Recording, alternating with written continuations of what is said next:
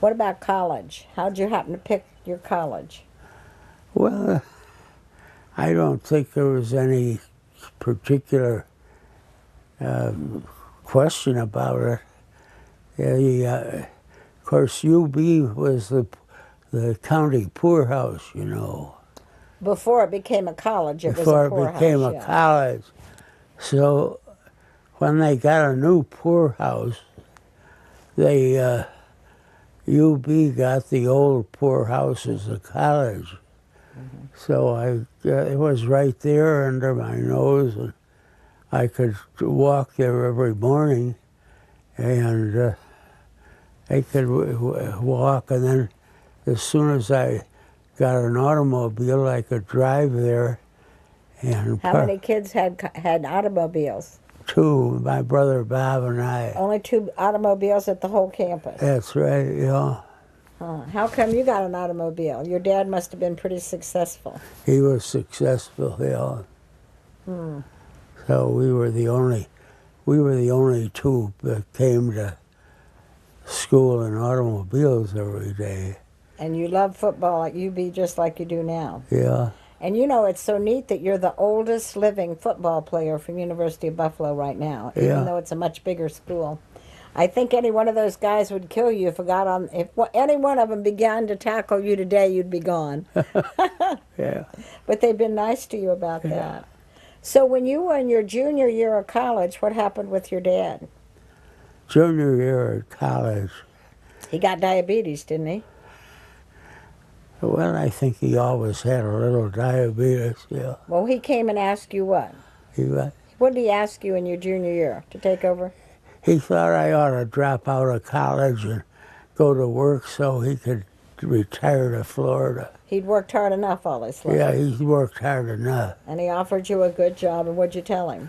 I said I was going to stay and get my degree, but I'd go down to the plant on weekends and sign the checks and anything else that had to be done.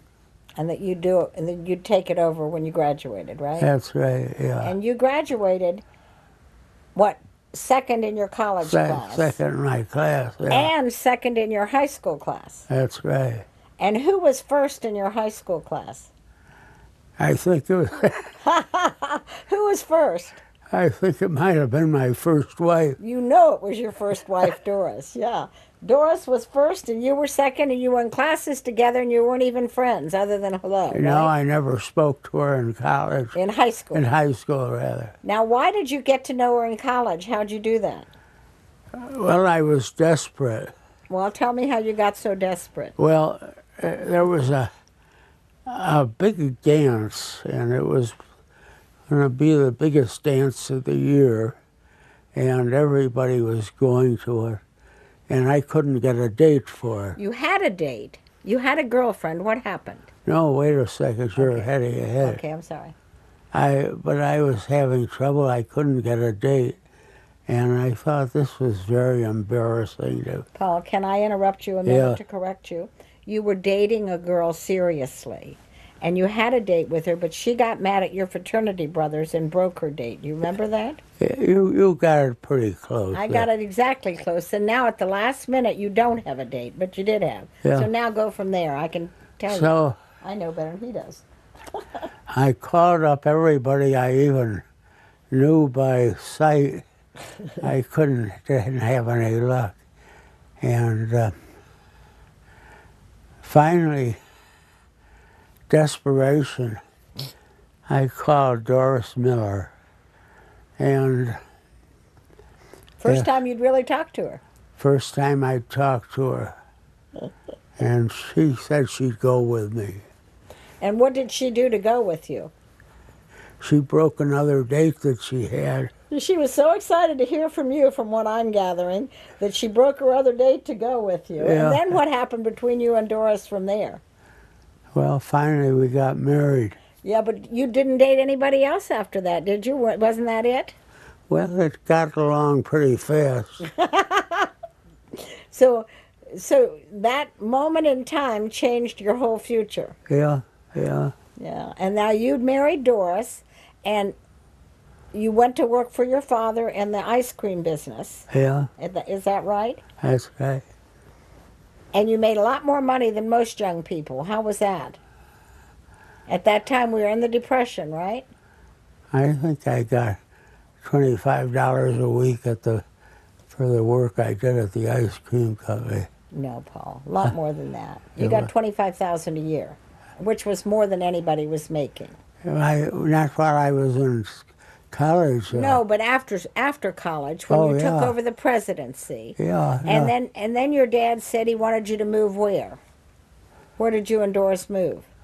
Into the hotel he bought. He bought a hotel and he wanted you to run his business and live in the hotel and oversee the hotel, Yeah. right? Yeah. And who stayed in that hotel that was sort of important? Well, Mrs. Roosevelt always stayed there when she came to town. Eleanor Roosevelt. Yeah. Yeah. And then you let's see, you ran that, and then you put a restaurant in one of the big department stores. So you were Yeah, running downtown. Yeah, Yeah. you were running all three. Yeah. And how did you get to all the shows back then? That's kind of a neat story. Oh, then after we moved into the hotel, the theater, the fellas that had the connection with the theaters those days, they wanted all the people that visited Buffalo to be aware of what was going on at the theaters. They figured they'd get a lot of business from transient people that didn't have anything to do in the evening, would go downtown to their theater. So they gave us tickets to all the theaters every week. And the cabs wanted you to call them, so you got free taxi rides to all the That's theater. right, that's right. And yeah. then no work to do because you just pressed a button. But Doris wanted to move, so after a while, right? Yeah, but she didn't like that. She said it was too boring not to have anything to do, to just sit in the apartment all day. Oh, I think it would have been awful, yeah. She didn't like that. So finally we bought that house on Mona Drive, which Now, how is many homes have you and Doris, or how many houses have you bought in your whole life? two. 2. Yeah. And you and Doris were married how many years? Do you remember? 66? You were married 66 years, I know. Hear me? Well, I was married till she died, I know, and that was 66 years. something like that. Yeah. Yeah. So, and you've had 2 houses, and then you moved me as your second wife into that second house, That's right? right. And are you going to die there? I hope not. Well, I mean, when the time comes, you're not leaving that house the I rest don't of your want to life. leave right now. No, but the point is, you don't ever want to leave that house.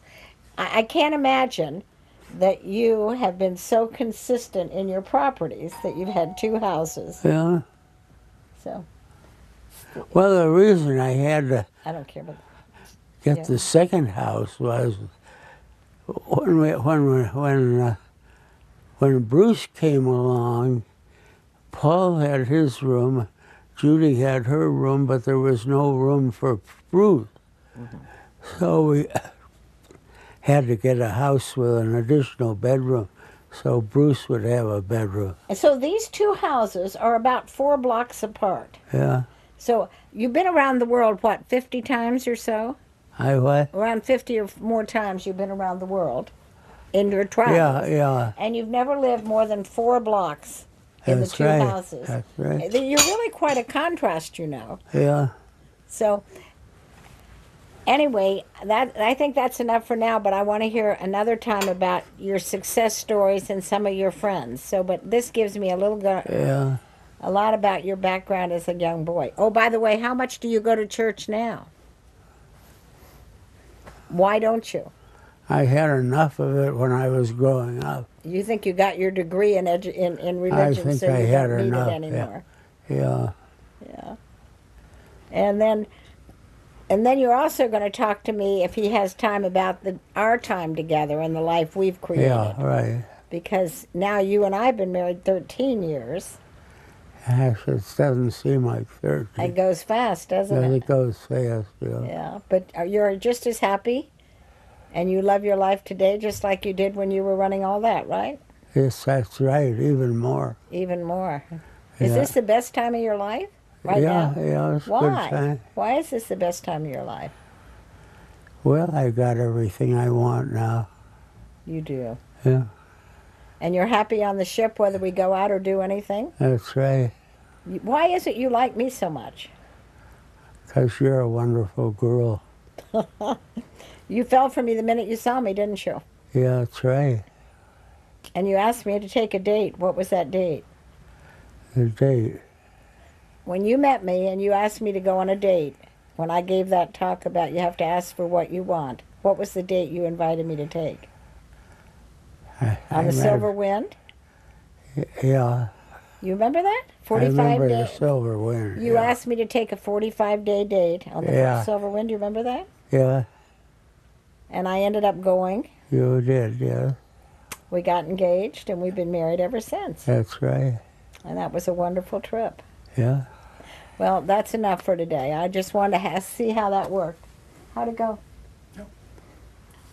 Wouldn't that be great for his family to have those little stories after he's gone?